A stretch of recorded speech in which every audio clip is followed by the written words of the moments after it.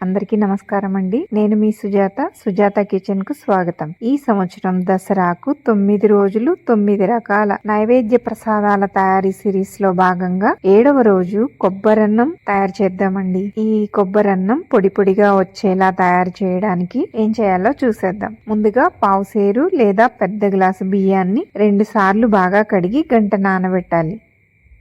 అరచిప్ప పచ్చి కొబ్బరిని మిక్సీ వేసి అందులో నుండి 1 స్పూన్ కొబ్బరి తురుము తీసి పక్కనుంచాలి. మిగిలిన దానిలో గ్లాస్ నీరు పోసి మరోసారి మిక్సీ వేసి కాటన్ క్లాత్లో పోసి బాగా పిండి కొబ్బరి పాలను ఎక్స్ట్రాక్ట్ చేసుకోవాలి. కుక్కర్లో టేబుల్ స్పూన్ నెయ్యి వేసి నానబెట్టిన బియ్యాన్ని వేసి 2 నిమిషాలు వేపాలి. బియ్యాన్ని ఇలా వేపడం వలన మెతుకులు అతుక్కోకుండా అన్నం పొడి పొడిగా వస్తుంది. ఇలా 2 నిమిషాలు వేపాక పావు గ్లాస్ నీళ్లు 1.25 గ్లాస్ కొబ్బరి పాలు పోసి ఓసారి కలుపుకొని 3 విజిల్స్ వచ్చే వరకు ఉడికించాలి.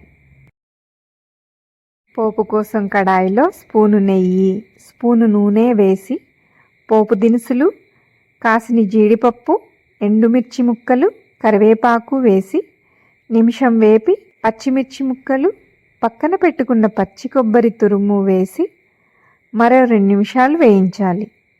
తరువాత స్పూను ఉప్పు, ఉడికించుకున్న కొబ్బరన్నం వేసి అంతా ఈవెన్గా మిక్స్ అయ్యేలా కలపాలి. చివర్లో కొత్తిమీర వేసి కలిపి చల్లారాక నైవేద్యం పెట్టడమేనండి.